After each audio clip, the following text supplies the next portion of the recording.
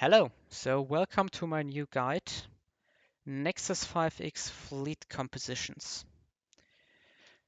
So today I will talk about how to basically build up your fleet, which different kinds of ship types do you want to have to be well suited for any kind of situation. And here to not make like a 5-hour video, I will not talk about some of the more unique fleet compositions like only building raiders or titans, anything like that. Instead, I will only talk about, in my opinion, the three most important fleet compositions: mono-ranged, mono-capitals, and mixing those two above. And then in the second segment, we will talk about which role raiders can take in your fleet compositions. As you realize, they are not mentioned above, but actually raiders in small quantities can be combined with all three of the mentioned fleet compositions. So let's immediately start with mono-ranged. So mono-ranged, so we are only building ranged fleets. Ranged fleets have the big advantage that they can shoot neighboring systems. The problem is that they lack strength. And I think this weakness is also what makes this difficult to use. Because just for example, if you don't have any technologies, a carrier will lose a direct combat against a capital ship like the battleship. So why do we even consider this? Of course, if I'm able to first shoot the battleship while the fleet comes in, then I can actually win the fight afterwards. Or in the best case, I can just like shoot the fleet, reduce its number so far that the opponent decides to retreat, and the next time he comes in I can shoot him again, and I basically get a ton of free value from my ranged fleet. So the biggest strengths of the ranged fleet are, first of all, it has a strong matchup against capital fleets, and capital fleets, in my opinion, are the most common and also the best fleet composition. So you will often have positive matchups. Secondly, a single ranged fleet can cover multiple systems. That's not possible with any other kind of fleet type. And especially like if you have a big empire, sometimes it can be quite bad if somebody backstabs you from behind and you have all your fleets in a position in the front and you cannot react quickly. And then the biggest weaknesses are, as I mentioned before, the low strength. Additionally, this means that you cannot really aggress against any opponents, because as soon as you move in, you lose your advantage of immediately shooting, because if your opponent also moved in, or maybe he had a stationary fleet on that system, you won't get an extra range attack earlier, and you will have to beat him with your low strength ships.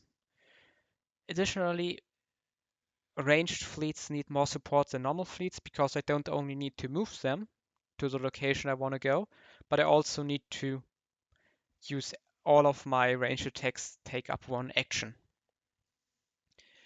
So the result of this is that it's not really a fleet composition you can use if you want to attack someone. Instead, it's a very, very good fleet composition if your only goal is to defend your empire. Because then you can look for a good planet, have a big ranged fleet stack there, and as soon as an opponent is moving in, you can shoot them down, and you never need to worry about moving out yourself. Below, now I listed some key tags. That are not, of course, not all the tags that are useful for ranged fleets, but I think at least one of these tags is required to really make a ranged fleet composition go off. Of course, like if you don't get any of them, but you still look for a very strong defensive fleet, you might go for this, but then you have to assume that you won't have a top tier fleet composition that can keep up military-wise with all your opponents. So here we have advanced fighters. They just strengthen your carriers massively. Above by 50%, of course, is huge. We have torpedo frigates, with sublight thrusters. This is the best ranged ship in the game because of its piercing bonus that basically can give you a huge bonus to your ranged attack, allowing to just one-shot big fleets without any problems. There's Disruptors, which is an attack that reduces the strength of all ships in the system to 5. It's something we will talk about later a little bit. And then there's also attack on Physics 5 that allows you to actually don't pay any support when you use your range attack, which obviously takes care of one of its weaknesses. So that's great. Also brought a little example of how a ranged fleet composition might want to position itself. So here you can see I have one ranged ship in the back, and in front of me, Nexus is in this direction. I have positioned 2 planets of mine with star bases. So now if an opponent moves in, the first turn he attacks the star base, I get 1 shot in. Then if he wants to take out my ranged fleet, he has to move in, and while moving in, I can shoot at him a second time. So with this setup, basically if an opponent tries to attack one of these 2 planets, he either takes 2 shots until he can reach my carrier, or he takes 1 shot before being able to take the planet. This setup still has some weakness because, for example, over here is a black hole, so an opponent could directly reach me, and in a late game scenario where I want to cover all the options and don't want to have any weaknesses, I might want to position maybe a small raider fleet over here in the black hole. And of course also there are like more connections down here. I also have to cover those. But this is the general setup you want to have for your ranged fleet composition. Let's talk about monocapitals. This of course is the best fleet composition and probably a good choice in like 50% of your games. The biggest strength is that they are just very powerful. And this high power allows you to partly even beat bad matchups. As I said before, for example, a non-tagged carrier actually loses a 1v1 if they fight directly. Now, of course, if you have a tech advantage, you can easily beat a ranged matchup. The second big strength, and I think this is what really makes it the best composition, is the flexibility. While not as good at defending as carriers, they're still not really a bad ship because the best advantage as the advantageous ship against your capitals is a ranged fleet, and ranged fleets are very bad at attacking. So when somebody attacks you, they will normally only bring either capitals, or if they bring raiders, they even have a disadvantage against your capital fleet. So you have a great defensive tool, and on the other side, they don't have the same weakness as carriers because they are actually also very good offensively. Now the big weakness is if somebody has a very well fortified position using large amounts of carriers, especially if you also have a good amount of tech, it will be very difficult to break them. And this also the takeaway, the composition is very strong, but it's pretty much a direct comparison of power. If somebody has far more tech than you, or if somebody has far more ammunitions than you cannot really overpower them with capitals if they also go capitals. And as a key takes, I think these are the 5 biggest power spikes for mono capitals, which is physics 6, capitals plus 3, battleships plus 2, and on physics 8 we actually have capitals plus 4. Then there's also the dreadnought, which actually gives you 11 army strengths for 5 ammunitions. This can also be a very strong option if you want to go mono capitals, but you actually missed like a lot of the other capital ship strength buffs. I don't brought any example for how to go capitals because it's very straightforward. You just have your capitals at your front line and you either attack or defend. So let's talk about the mixed. Of course, I'm missing the C here. Great. But The strength, of course, is that it just combines the benefits of both fleet types. If you have ranged attacks, you have a good defense, and you also have the support ability and the aggressive abilities of the capital fleets. The weakness is that to really make this work, you need a lot of ammunitions, and you also need support required for your ranged fleets. Also, you need high science because you don't only need to tech your capital fleets, but you will also have to tech your ranged fleets. The result, of course, is a very strong fleet composition, but it's just not accessible every game. For the key tags, I have, of course, listed all the previous key tags, and additionally, I have mentioned military tradition because this command down here is actually the best screening command you can find probably until the late game. And screening is very important. Why? Let's look at this example. Here you can see I have a ranged fleet and I support it with capital fleets. And now here, what I have as command is the screening command. What this does is basically if somebody attacks me, all the damage will be first taken by this fleet. Therefore, my opponent cannot just move in with raiders and kill off my ranged fleets. So basically what I can now do is I can move my whole fleet into an empty system. And then when I want to attack Nexus, I can range attack it, move away my guarding ships, and the following turn I will attack Nexus. I can use my ranged fleet to support once more. And up until that point, I actually did not allow my opponents to make my ranged fleet an easy target. And of course, this is only the default screening command. If you get military tradition, you can get a far better screening command. So let's quickly talk about the last fleet type, raiders. I haven't mentioned them at all, and I think in most cases you don't want to build your fleet composition around raiders. Still, they have 4 use cases.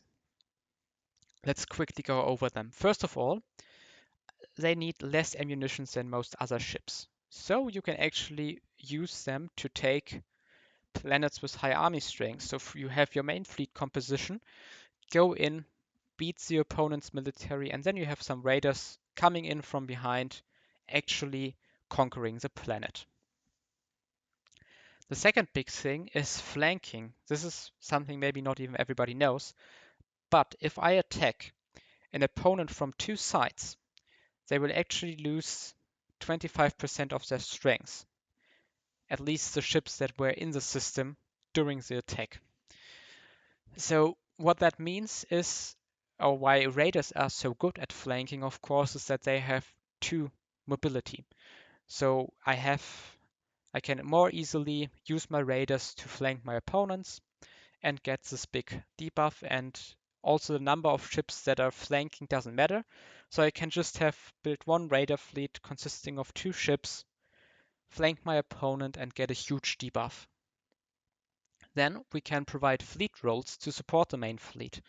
And I have listed the 4 best support tags down here. First, we have interception.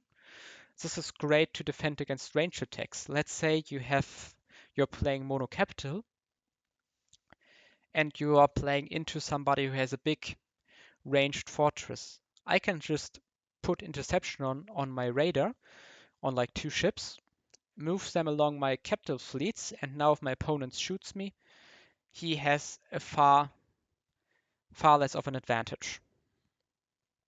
There's preemptive scan, countering other or removing all fleet roles from all enemies. So this is also great. I can have my main fleet with strong military commands, and when my opponent comes in, I just move in 1 additional radar with preemptive scan, and their fleet roles are gone.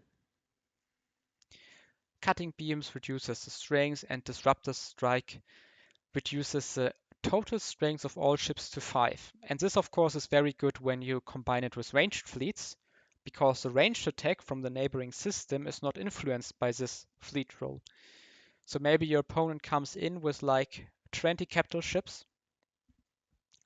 All of their strength is reduced to 5, so now their total strength is only reduced to 100 instead of maybe 200, 300, depending on their tech level.